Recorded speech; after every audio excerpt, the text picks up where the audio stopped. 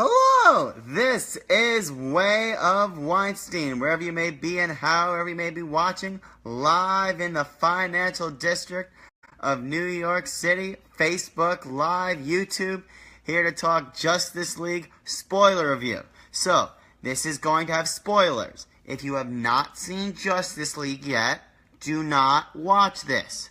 I repeat, this has spoilers. I'm going to talk about the movie as if you have watched it. If you haven't seen Justice League yet, I would go see it. Watch this later. I'm going to post it to my YouTube channel, Way of Weinstein. But yeah, let's talk some Justice League. So I'm going to go character by character. I'm going to start with Batman. So Batman, again, I think Ben Affleck did a great job. I was one of the people that was like, why the hell is Ben Affleck playing Batman? Again, he keeps proving me wrong. So I really like how he interacted with the characters, talked to, especially with when he got Aquaman, and he just held them up and said, I may be crazy, but that doesn't mean I'm wrong. How he eventually, like when he went to Flash and how he threw the bat I think Adam, and that was great. And his whole interaction with Wonder Woman, and when he went over the line and like mentioning Steve Trevor, saying, "Oh, you need to get over it," and his whole idea of resurrecting Superman, saying that we can use the Mother Box to resurrect him, that was great. With Cyborg, he was pretty great. And okay, so I'm going to get to more of the story, but I just want to do quickly about the characters. Okay, so Wonder Woman. So I've heard from some people that Wonder Woman was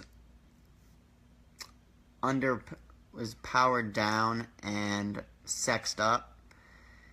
Yeah, after seeing it the second time, I really can't disagree with that. But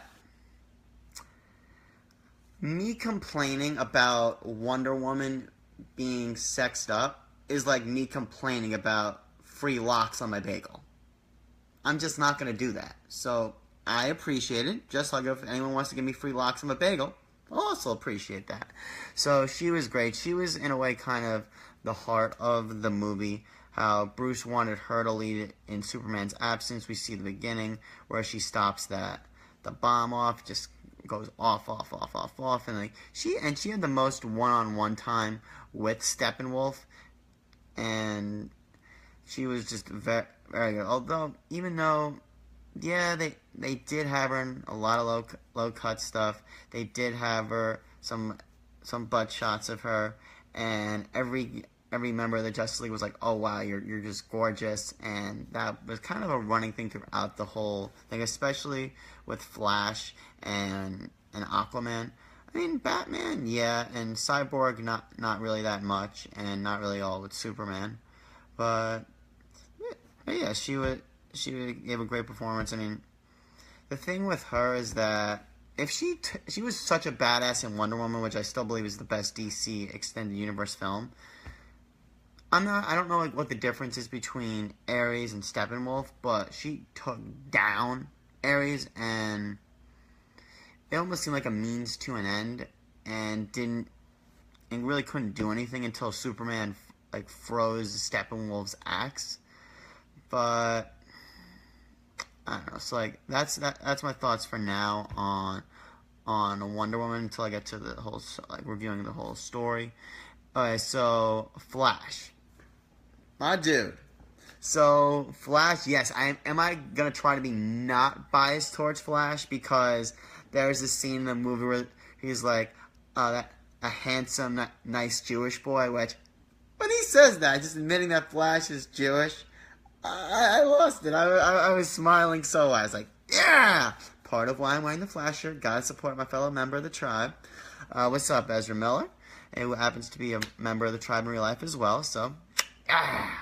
So, his whole interaction with Henry Allen, now, as someone who watches the Flash TV show, I came with expectations because I love Grant Gustin as the Flash, so, and knowing a little about that, how Henry Allen really is innocent, and it was the Reverse Flash that actually killed Barry Allen's mother, and how He works all the different jobs, constantly visits. Really the humor of the movie, even when he was there, like drawing the glasses and the mustache on the guy right behind him, like always making the jokes about his blood sugar, explaining the Speed Force, falling into Wonder Woman's cleavage when he first met her, hot, like not being able to say his name, like when talking to her, and just the overall of like learning from Batman, just save one person and just getting it.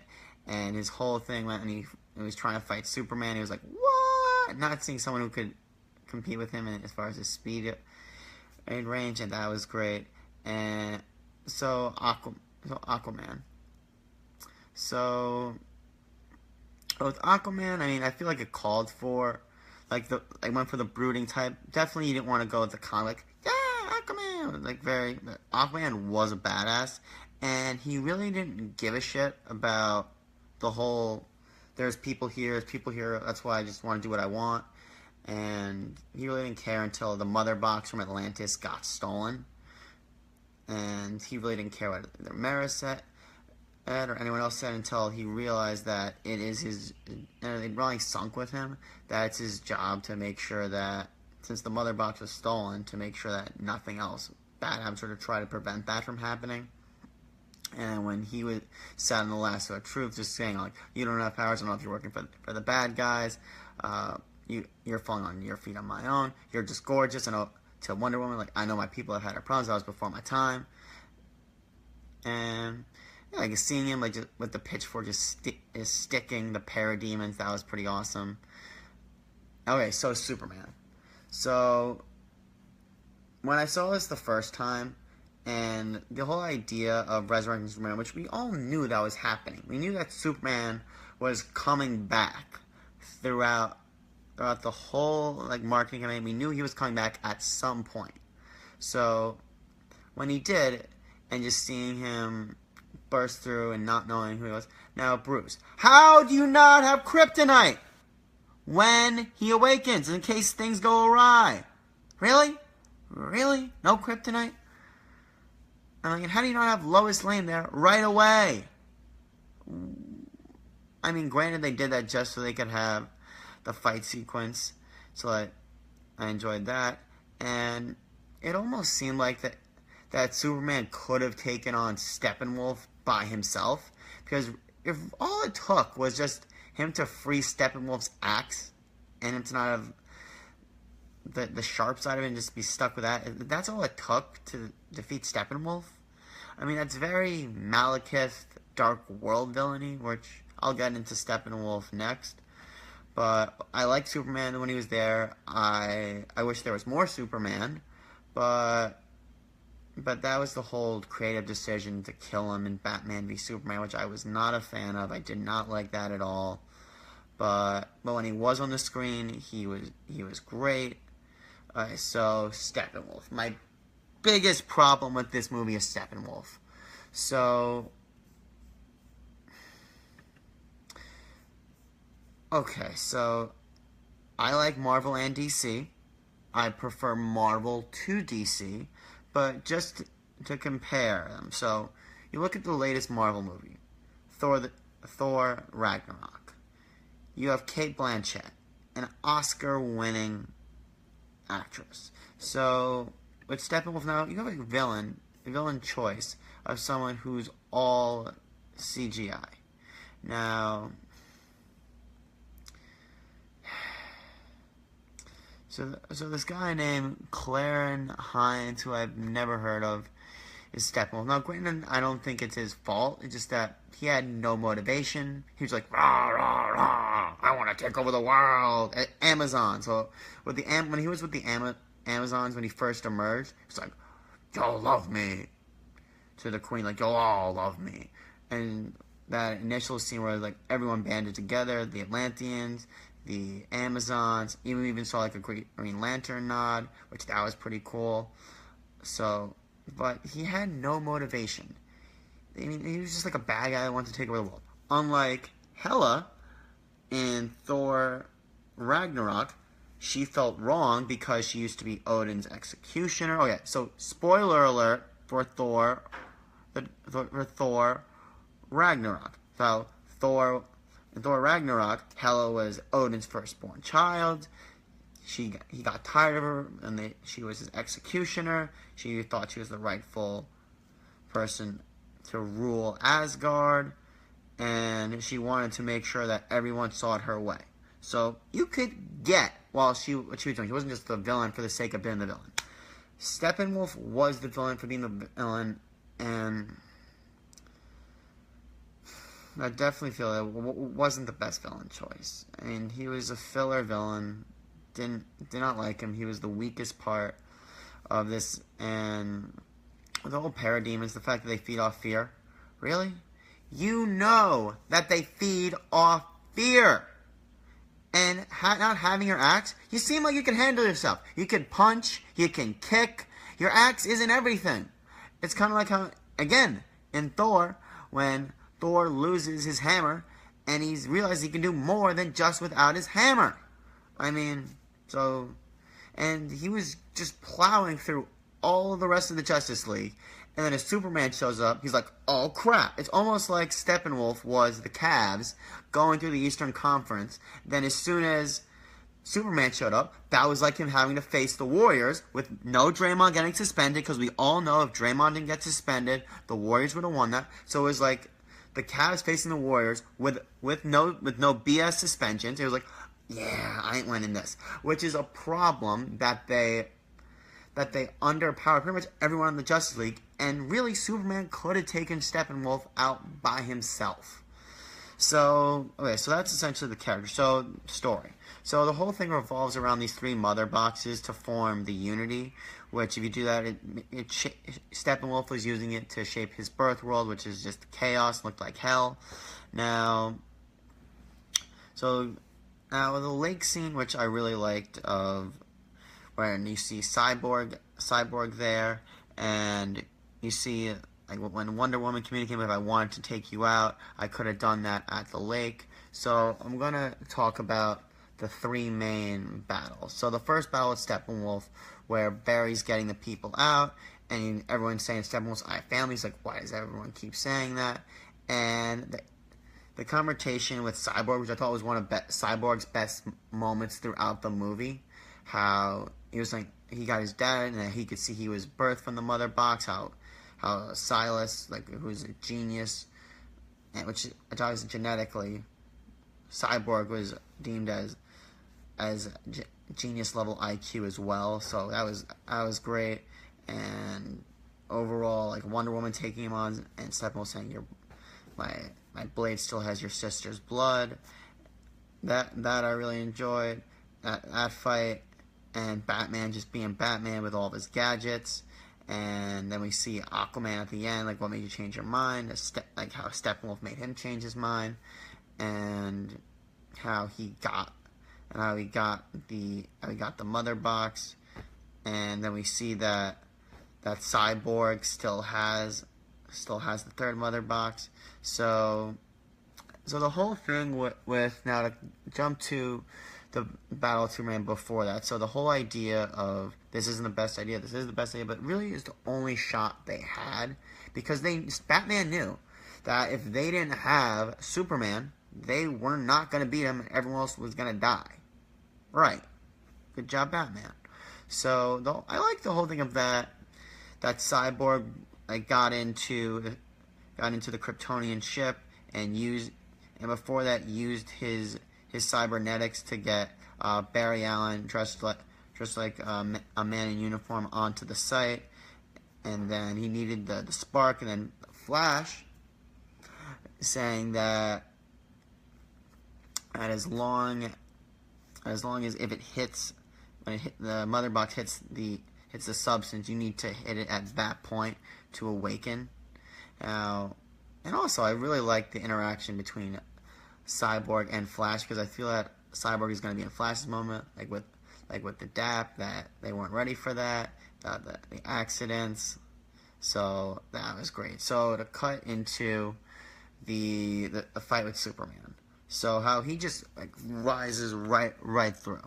So you see those four. So you see Wonder Woman, Aquaman, Cyborg, and Flash. and how Wonder Woman is trying to tell Kal-El, this isn't you, snap out of us. But the problem was Cyborg's defense mechanism just went off, and then Superman just went all heat vision, and anyway, he just was taken down, all of them.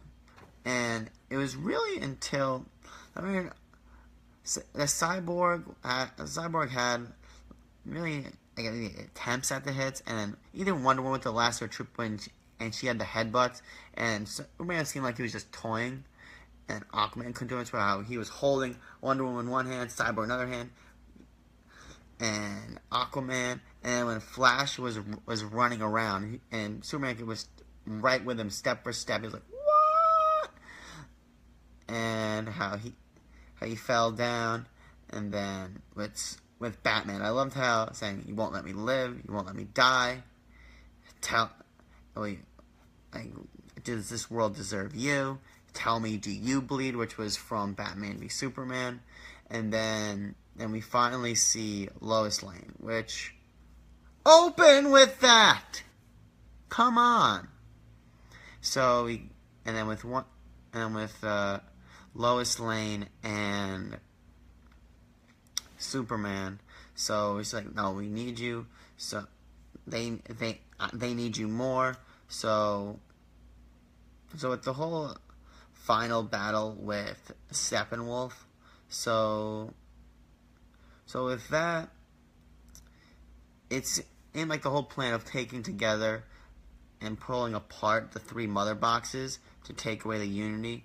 So that was a good plan, and Batman just doing what he does, Flash take out as many parademons as possible, and Cyborg trying to take away and just pull apart the mother boxes, and Wonder Woman had a lot of good hits on Steppenwolf.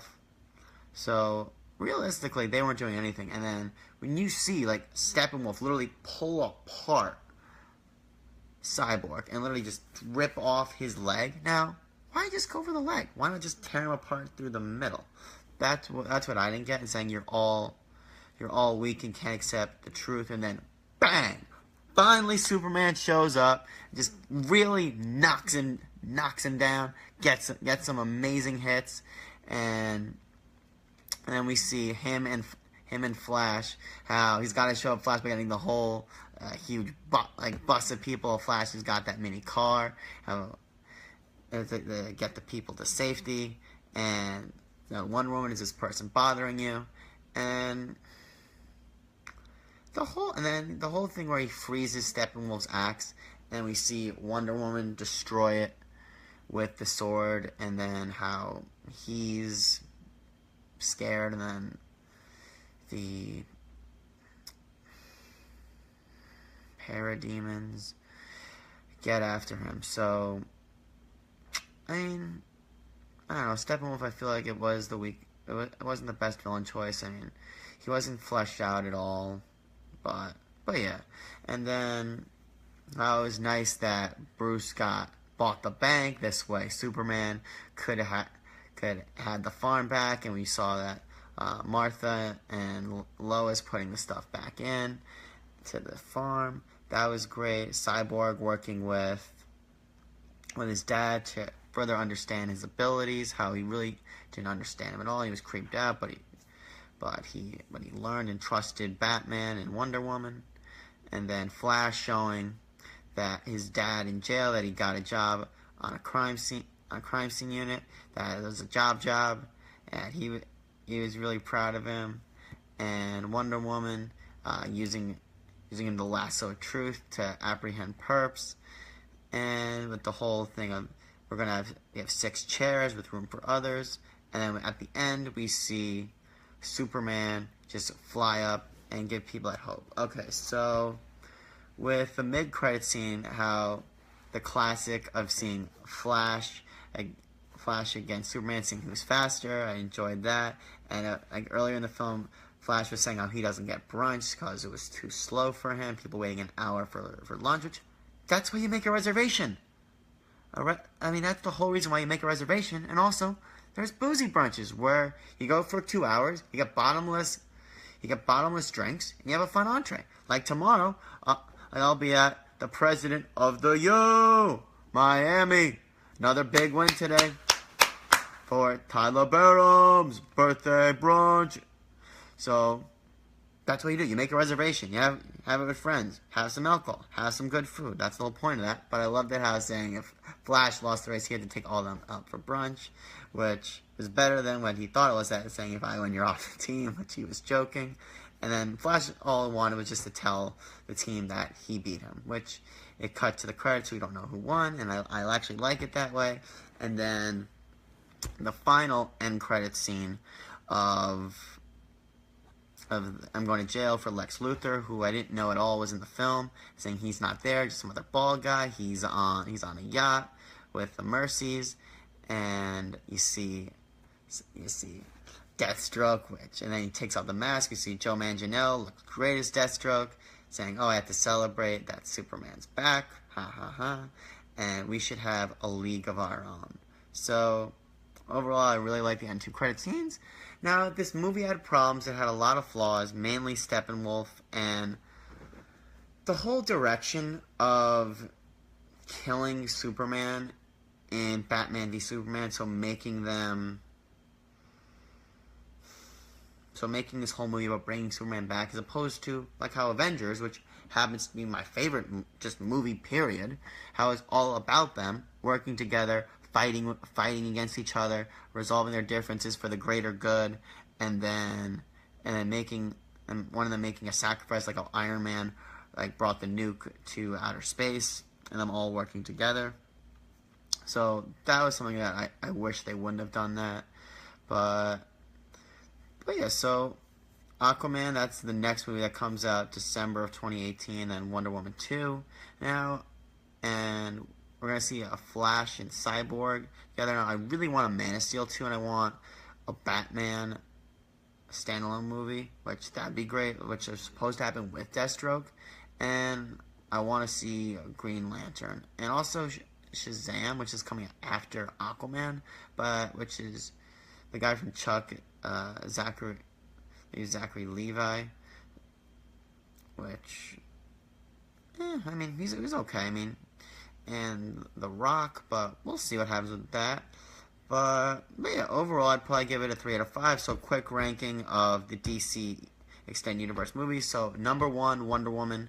Number 2, I would put Man of Steel. Number 3, I'd put Justice League. Number 4, Batman v Superman.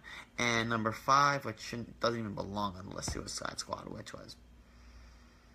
Alright, so that's my review of Justice League. Overall, I'd give it a 3 out of 5 stars. If you like this video, when you see Justice League, like it, share it, write a comment, and subscribe to me at Way of Weinstein on YouTube. Have a great rest of your Saturday and the rest of your weekend. Looking forward to brunch tomorrow, Tyler. And as always, it's always about the yo. Good night.